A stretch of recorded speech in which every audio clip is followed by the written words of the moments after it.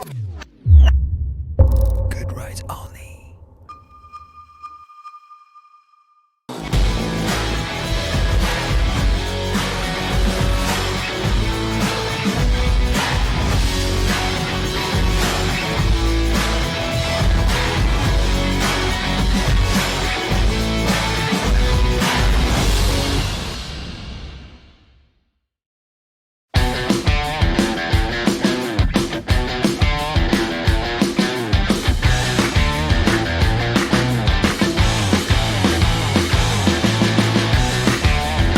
Bonjour à tous, bienvenue dans cet endroit un petit peu underground. C'est assez sympa, c'est très mode parce qu'on va parler Ducati Scrambler. Oui, le Scrambler 800 change cette année. On en est à la deuxième génération et pour cette deuxième génération, ils ont fait évoluer énormément de choses sur la moto. On dirait pas là au niveau du look parce que c'est vrai qu'on est vraiment dans la lignée de la précédente qui était apparue en 2015. Mais il y a énormément de choses qui changent. Les feux maintenant sont entièrement à LED.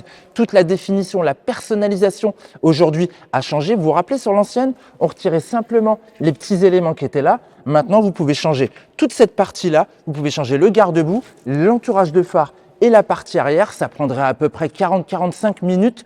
Ça, c'est cool parce que ça permet de faire évoluer sa machine. Si une couleur vous agace, vous pouvez en changer. Et puis, des couleurs, il y en a plein. Là, vous en voyez 4 ici, mais en tout, il y en a 9 sur la palette. Et on parle que de l'Icon, puisque vous le savez, même si on est sur la deuxième génération, on conserve également la Full Throttle. Et la troisième déclinaison, c'est bien entendu la Night Shift. Scrambler, c'est toute une histoire. D'ailleurs, c'est marqué là, Born Free in 1962.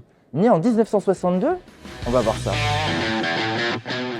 C'est en effet en 1962 qu'est apparu le premier Scrambler, initiative de Joe Berliner, importateur Ducati aux États-Unis. En quête d'un produit off-road pour satisfaire la jeunesse insouciante de l'époque, il fait la demande à Bologne, qui réagit rapidement sur la base d'une routière 250 cm3 de son catalogue, la Diana. Les Italiens vont alors augmenter les débattements de suspension, mettre un guidon haut, relever l'échappement et proposer cette ligne charismatique où le réservoir goutte d'eau, barré d'une plaque de chrome, porte à lui seul l'identité de la machine. Résultat, c'est un succès commercial énorme. Ducati en écoule 55 000 exemplaires en 4 ans. Pour l'anecdote, la version 350 est apparue en 1967. Son premier élément distinctif était sa couleur, orange, tel le modèle d'essai Tangerine de Mehdi.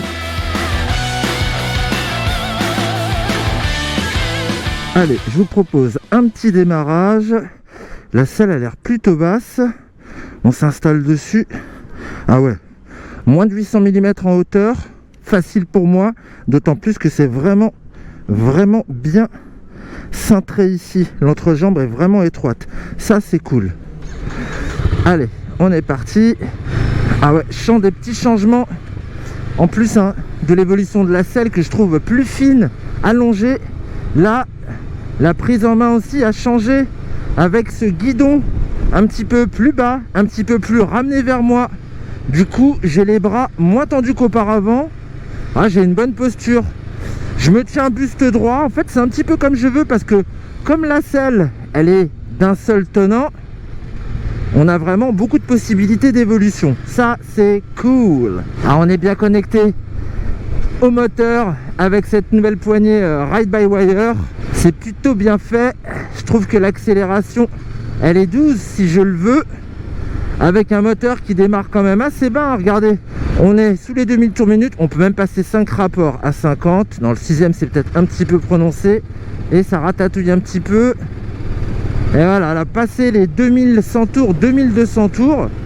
Il y va ce moteur, il est volontaire, c'est assez étonnant. Oh, elle est facile en ville. Elle a un super rayon de braquage. On oublie très rapidement son poids, parce que son poids de toute façon est vraiment léger. Voilà, on se balade gentiment dans la ciudad. On a une très bonne rétrovision sur l'Icon. Ça doit être différent sur la Night Shift avec les rétroviseurs en bout de guidon. Là, ils sont bien larges. C'est super. Wow. Et puis changer de rapport, sincèrement, c'est vraiment pas un problème. Cette commande d'embrayage, elle est aussi souple qu'un politique en manque de voix pendant une campagne d'élection. Donc, on se passe sans problème du shifter qui est proposé de série sur la Full Throttle.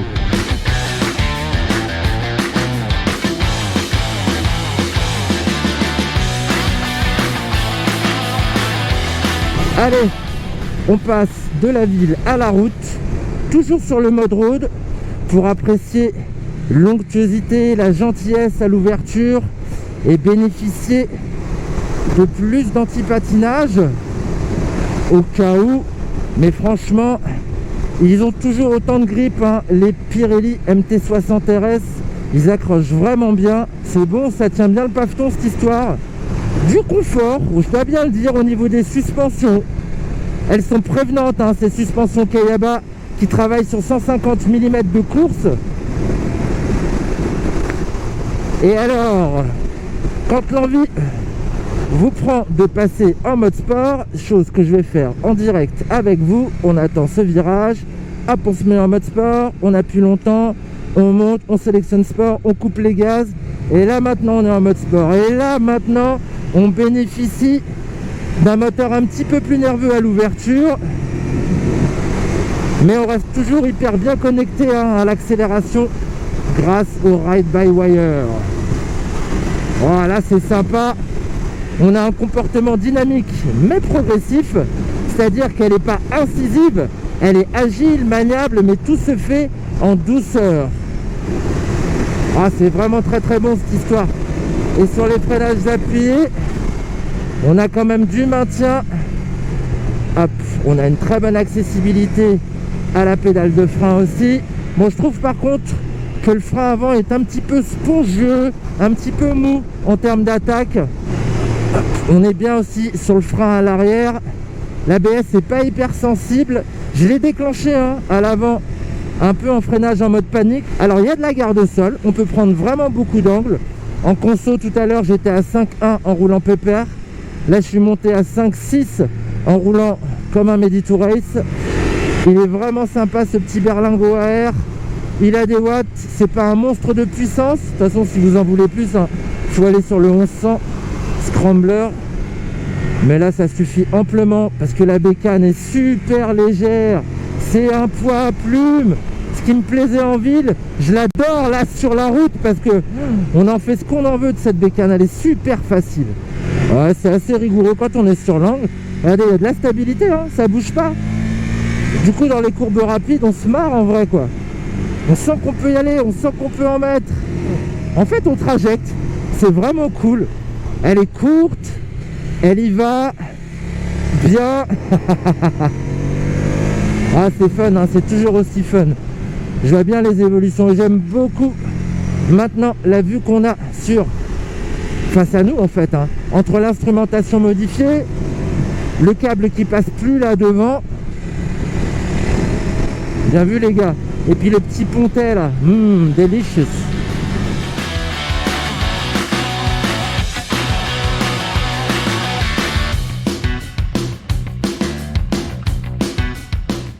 La nouvelle génération du Scrambler 800 de la nouvelle ère présenterait 80% de pièces différentes. Le moteur de 803 cm3 Euro 5 est le même. Toutefois, entre le nouvel embrayage à 8 disques et l'allègement de certaines pièces, permettent de gagner 2,5 kg sur la partie mécanique. Ce bicylindre en L serait 30% nouveau. Il développe toujours une puissance maximale de 73 chevaux. En revanche, son couple perd quelques newton-mètres, passant de 67 à 65,2. Il est également toujours disponible en version A2. Sur le plan de l'électronique maintenant, vous pouvez compter sur 100% de nouveautés avec l'arrivée de la commande Ride-by-Wire. La nouvelle instrumentation TFT 4,3 pouces est connectée, toujours visible et lisible avec son basculement automatique jour-nuit. Enfin, la partie cycle évolue avec un cadre léger et un amortisseur arrière repositionné au centre du bras oscillant en aluminium. Au final, ce Scrambler de 185 kg en ordre de marche a perdu en tout 4 kg sur la balance Ducati.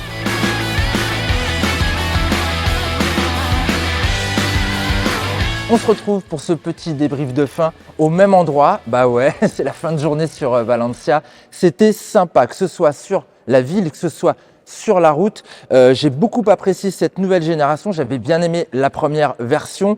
Alors sur les évolutions, là on était par une température de 25 degrés, pas mal pris dans le trafic et ça chauffe encore. On va pas se mentir, ça chauffe encore un petit peu, mais ça chauffe beaucoup moins. Ça chauffe fatalement vu qu'on a un moteur refroidi par air et huile. les calories ont besoin de se dissiper, donc on les ressent, mais on les ressent un petit peu moins qu'avant. Autre évolution que je trouve quand même assez intéressante, c'est le repositionnement de l'amortisseur. Pourquoi? Parce que, alors ça apporte pas forcément plus de confort. Franchement, au bout de 200 km en fin de journée, on a un petit peu mal au fondement encore, malgré la redéfinition de la selle, malgré le très bon travail de l'amortisseur également à l'arrière.